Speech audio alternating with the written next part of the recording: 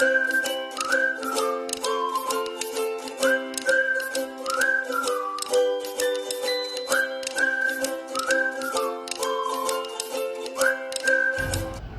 everyone! Welcome back sa aking munting channel, Mama Erms Vlogs. Ako nga po pala si Irma Revilla, ang vlogger na mahiyain. Saan mang sulok kayo ng mundo ay binabati ko kayo ng magandang buhay at mag-iingat po kayong lahat at nawa ang pagpapala ng Panginoon ay sumaatin lahat. Ayon sa Chinese calendar, ang year 2025 ay Year of the Wood Snake. At pinaniniwalaang may mga halamang nagdadala ng good luck, wealth, good health, prosperity, protection, harmony, and positive energy para sa ating pamilya at tahanan. Kaya kung handa na kayong makamtan ang swerte, ay samahan niyo po akong alamin kung alin at ano-ano ang mga halamang ito. Alam kong karamihan sa inyo ay meron na nito at yung wala pa ay may pagkakataon pa kayo upang magkaroon nito.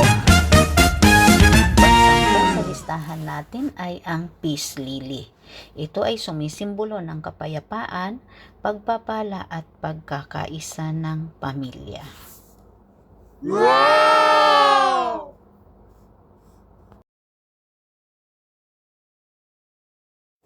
At ang sunod natin ay ang golden photos.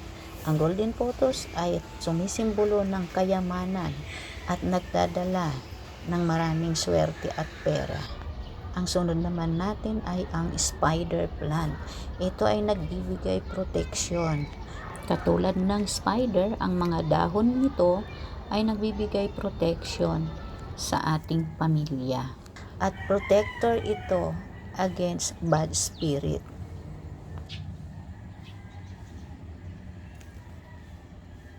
Sunod sa listahan natin ay ang tea plant or the wishing plant.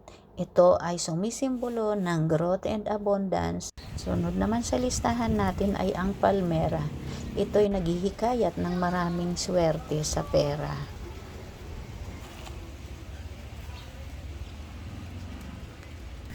Sunod naman ay ang fortune plant. Ito ay nagbibigay ng swerte at biyaya ng buhay. Ang sunod ay ang dracena. Ito ay nagbibigay ng good luck and prosperity. Maraming ori din ang dracena. Sunod naman ay ang lucky bamboo. Ito ay nagbibigay ng pagpapala at swerte at pagkakaisa. May bilang ang pagtanim nitong lucky plant.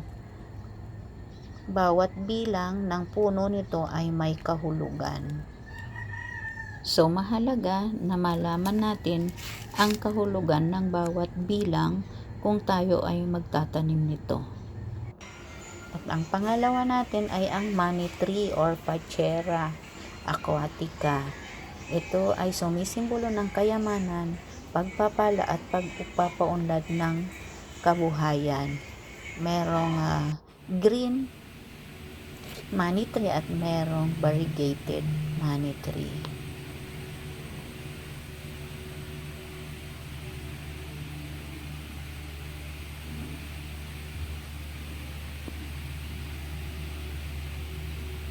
At ang nangunguna ay ang snake plant. Ito ay sumisimbolo ng proteksyon at swerte.